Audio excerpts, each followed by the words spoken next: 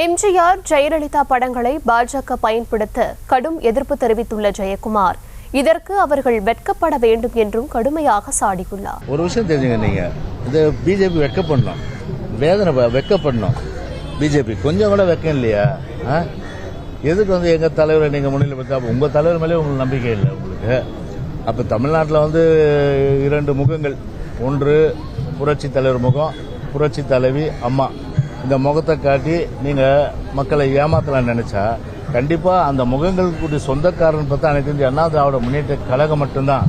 அதில் தலைவர் படத்தையும் அம்மா படத்தையும் போட்டு நீங்க ஓட்டு வாங்கலாம்னு சொல்லிட்டு இப்படிப்பட்ட ஒரு கீழ்த்தரமான ஒரு அரசியலை இன்னைக்கு பிஜேபி கையில் எடுத்துருக்குது.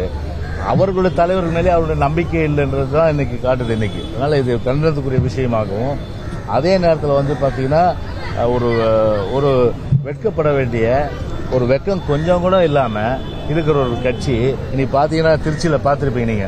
அவர் பேசுறாரு, இந்த மாதிரி ஒரு மாநாடு யாருமே நடத்தி இருக்க மாட்டாங்க, அவ்வளோ பெரிய எழுச்சி இந்த மாநாடு. உங்க டிவில தான் பார்த்தேன் நான் வரும்போது. நான் பார்த்தா சேர்ல தான் அண்ணாமலை பேசிட்டு இருக்காரு. இன்னைக்கு சேர்கிட்ட தான் பேசிட்டு இருக்காரு, சுத்தமா காலி, ஒருத்தரும் கிடையாது இன்னைக்கு. அந்த மாதிரி தமிழ்நாட்டை பொறுத்தவரை பாத்தீங்கன்னா ஒரு செல்ஃப் எடுக்காத ஒரு கட்சின்னு பார்த்தா அது பிஜேபி தான். இன்னைக்கு ஒரு செல்ஃப் எடுக்காத கட்சின்னு பார்த்தா பிஜேபி.